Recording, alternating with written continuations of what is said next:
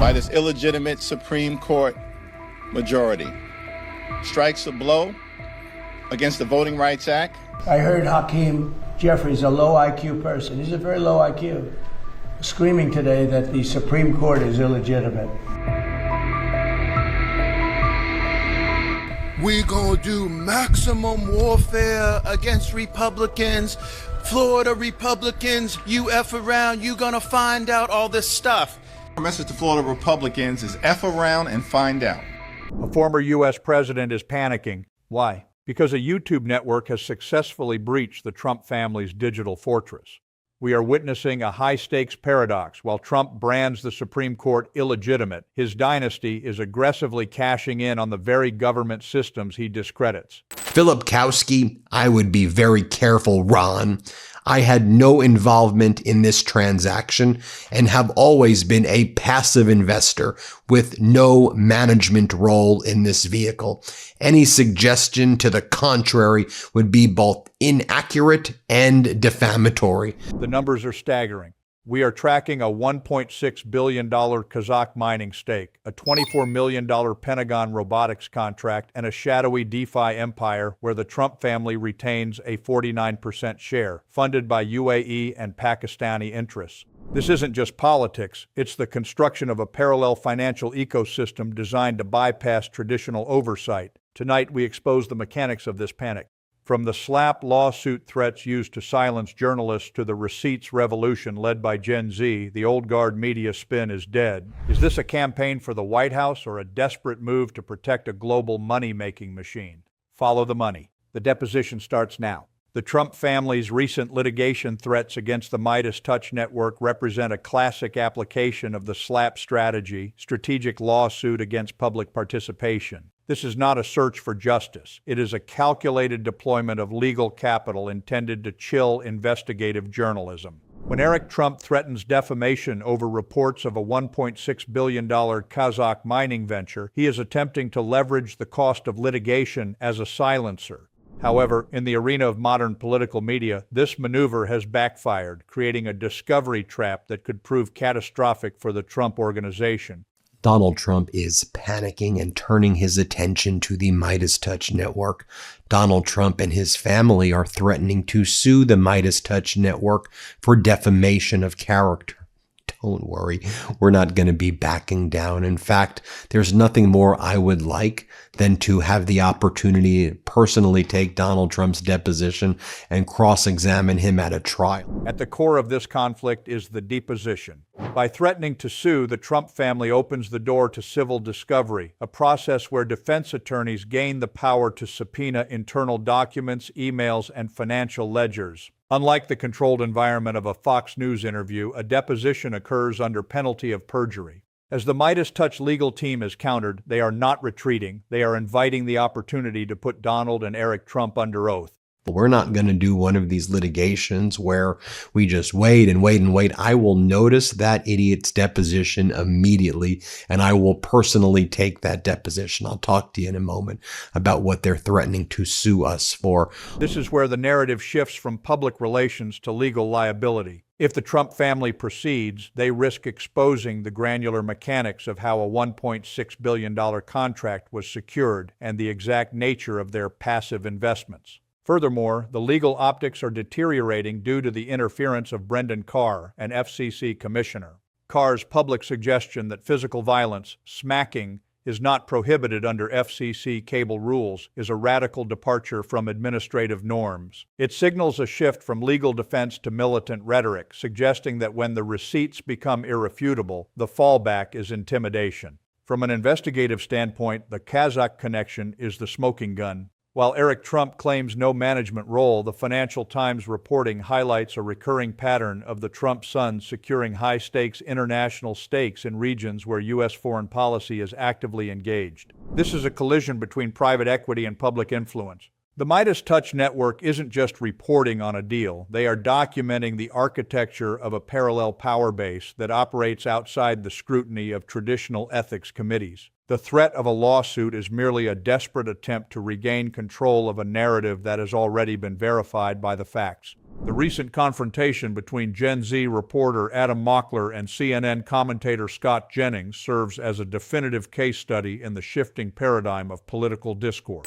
I was only a few years old while you were in the administration defending prior endless wars. Now this war is failing. 8 weeks is endless to you? Okay, you said it was going to be 4 to 6 weeks. You have the attention span of a gnat? Homie, I debated you on TV 4 to 6 weeks ago, and you said we were weeks away from it. Now you're making condescending remarks because you can't defend the fact that this war is not going your way. Wait, one more time. Not going your way. Name one political concession. Name one political concession. Hey, whoa. Honestly, I'm not going to have this guy's in my face. Everybody, hang tight. Honestly. Okay. No, everybody, calm down. This is no longer a battle of opinions. It is the receipts revolution versus the rant culture. For decades, political talking heads relied on volume, interruptions, and emotional dominance to win televised arguments. However, as evidenced by this viral exchange, that era of legacy rhetoric is facing a systemic collapse when confronted with real-time digital accountability. The mechanics of this shift are rooted in data-driven confrontation. Mockler's strategy was surgical. He didn't counter Jennings with louder rhetoric, but with specific archived contradictions regarding the war in Iran and prior administration failures. When Jennings, a veteran GOP strategist, realized his previous televised promises were being fact-checked in seconds, he bypassed logic and defaulted to militant aggression. Homie, I debated you on TV 4 to 6 weeks ago, and you said we were weeks away from it. Now you're making condescending remarks because you can't defend the fact that this war is not going your way. The transition from debate to profanity and the subsequent green light for physical intimidation from FCC Commissioner Brendan Carr exposes a profound vulnerability within the MAGA communication apparatus. When the receipts, hard evidence are irrefutable, the only remaining defense is the rant, emotional escalation. This generational gap is not merely about age, it is about the methodology of truth. The old guard, represented by figures like Laura Ingraham and Scott Jennings, operates on the principle of narrative repetition. They rely on the assumption that a broadcast audience will accept a forceful assertion as fact. Conversely, the new guard, led by independent digital networks, operates on narrative verification. Mockler's composure throughout the unhinged meltdown of his opponent demonstrates a new form of political power, the ability to remain factually bulletproof, while the legacy system undergoes a public psychological break. Furthermore, the critique from figures like Chris Cuomo and Geraldo Rivera, labeling the insistence on facts as being a dick or clickbait, reveals a deep-seated fear among the media establishment. They are witnessing the death of the gentleman's agreement of cable news, where pundits could be wrong without consequence. The Midas Touch network has weaponized the archives. By prioritizing clicks driven by accuracy over headlines driven by access, they have rendered traditional gatekeepers obsolete. This isn't just a change in tone, it is a hostile takeover of the political narrative by a generation that values the digital trail over the teleprompter. The kid was a dick. I mean, he was smart, eloquent, had his argument together, had obviously debated Scott before, and he was really being a dick. While the political theater plays out on television, a far more consequential architecture is being constructed in the shadows, the Trump parallel financial ecosystem. This is not merely about business, it is a strategic pivot designed to immunize the Trump dynasty from traditional institutional oversight. By analyzing the intersection of the $24 million Pentagon robotics contract and the launch of World Liberty Financial, we see the blueprint of a private power base that operates beyond the reach of the cancel culture of global banking. The cornerstone of this fortress is World Liberty Financial, a decentralized finance DeFi platform where the Trump family retains a staggering 49% stake. The strategic implications are profound. By selling significant interest to entities in the United Arab Emirates, UAE, and Pakistan, the family is effectively bypassing the Western banking system that previously debanked them following the events of January 6th. This is financial secession. Every single one of the big banks, they start canceling us. Guess what we did? We went out and we got into DeFi because we realized it was future finance. And in the world of DeFi, there are no compliance officers to freeze accounts and no central boards to deny loans. This platform represents a laundered legitimacy, allowing the dynasty to attract massive foreign capital while maintaining a populist America First veneer. Simultaneously, the family's reach has extended deep into the U.S. defense apparatus. Eric Trump's public boasting of a $24 million Pentagon contract for a robotics firm where he serves as chief strategy advisor represents a textbook conflict of interest. It raises a chilling question. Is the family's political platform being used as a loss leader for defense procurement? When Eric Trump speaks about winning the race in robotics and AI, he is not just speaking as a patriot, he is speaking as a primary beneficiary of taxpayer-funded military spending. Well, Sanket's been a friend of mine, and I walked into his factory, and I couldn't believe what I saw. Coming from hospitality, the uses are unlimited. But, Maria, you're just talking about China. We are America first. We have to win this race. We've had to win a lot of races, right? I got involved with crypto in a very big way because we had to win that digital revolution. We have to win robotics in the United States of America. You had a great segment 2 days ago, Maria, about the robot in Beijing that was literally running marathons and beating the fastest marathoners by 7-8 minutes for a full marathon. I mean, these are in the very early days. We better be winning this race in the United States of America. We're the greatest economy in the world, and that's exactly what Sanket's doing. And I'm telling you, he's doing a phenomenal job. When you go up and you interact with these robots and they fist bump you, they high five you, they follow your commands, you bring in AI autonomy, it's going to change industry, it's going to change military application, it's going to change hospitality. The uses are unlimited, and I think it's a very beautiful. This dual-track strategy, leveraging Department of Defense, DoD, contracts on one hand and offshore crypto capital on the other, creates a walled garden of influence. The executive branch club, with its $500,000 entry fee, serves as the VIP gate to this garden, offering specialized access that blurs the line between public policy and private equity. This is the ultimate financial fortress. By the time traditional ethics committees or federal regulators can mobilize, the Trump family will have already migrated their assets into a decentralized, globalized network that is legally and technologically untouchable. They are no longer just running for office. They are building a sovereign economy. The escalating rhetoric surrounding the United States Supreme Court is no longer a mere policy dispute. It has transformed into a high-stakes institutional war. When Donald Trump labels Democratic leader Hakeem Jeffries a danger to the country for questioning the court's legitimacy, he is executing a strategic inversion of reality. I heard Hakeem Jeffries, a low IQ person. He's a very low IQ, screaming today that the Supreme Court is illegitimate.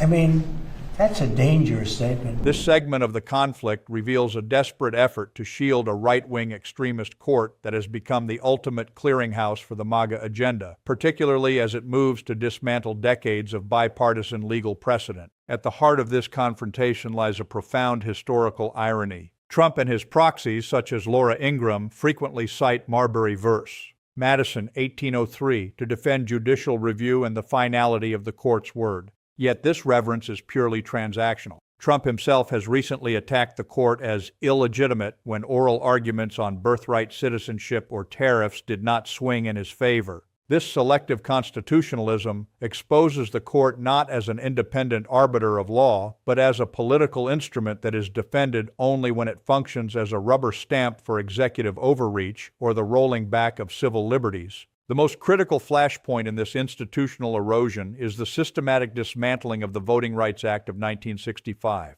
As Senator Raphael Warnock emphasized on the Midas Touch Network, the current court has effectively overturned a bipartisan consensus that stood for over half a century. By striking down protections against racist gerrymandering, the court is not merely interpreting the law, it is re-engineering the American electorate. This is why Hakeem Jeffries' declaration that everything is on the table, including court expansion and filibuster reform, has triggered such a violent response from Mar-a-Lago. Hakeem Jeffries told me everything is on the table legislatively to deal with the Supreme Court when Democrats take control of the House of Representatives, hopefully after the midterms. In the new Congress, we're going to have to do something about this Supreme Court. For the Trump dynasty, a compliant Supreme Court is the final layer of the financial fortress. If the court can be used to shield private interests and invalidate legislative oversight, the family's parallel power base becomes legally impenetrable. The attack on Jeffries is a preemptive strike against the possibility of a new Congress that might restore the balance of power. This is the ultimate paradox, a movement that claims to protect the greatest institution in the world, while simultaneously threatening the very democratic foundations that allow such institutions to exist. The institutional war is not about the law, it is about who holds the power to ignore it. The final layer of this conflict is the total fragmentation of the media landscape. Donald Trump's reliance on state regime media, his own term for Fox News, is failing. While personalities like Laura Ingraham attempt to frame the narrative, they are now reacting to, rather than dictating, the news cycle. The Midas Touch Network, with its 7 million subscribers, represents a seismic shift toward decentralized media. Independent digital outlets are now outperforming legacy networks in engagement because they have weaponized the archive economy. By bypassing traditional gatekeepers, these platforms reach independent voters directly, stripping away the polished spin of the old guard. This is the digital disruption, a world where a Gen Z reporter with a smartphone and a transcript has more credibility than a veteran pundit with a teleprompter. For the Trump campaign, the loss of narrative control isn't just a PR problem, it is a strategic blackout. The gatekeepers are gone, the facts are viral. The panic emanating from Mar-a-Lago is not merely a reaction to a news cycle, it is the sound of a legacy power structure hitting a digital wall. As we have documented, the Trump dynasty is attempting a daring double play, building a parallel financial fortress through Kazakh mining deals and DeFi platforms, while simultaneously waging an institutional war to delegitimize any oversight. However, the receipts revolution has changed the math. The threat of litigation and the unhinged rhetoric from GOP proxies are no longer effective silencers. They are now evidence of a movement that has lost control of the narrative. Independent media is no longer an alternative, it is the new standard for accountability. The facts are out, the money trail is visible, and the deposition of truth is already underway. As the old guard fades, the choice for the voter remains clear: facts over rants and transparency over secrets. Stay mad, we'll keep bringing the receipts.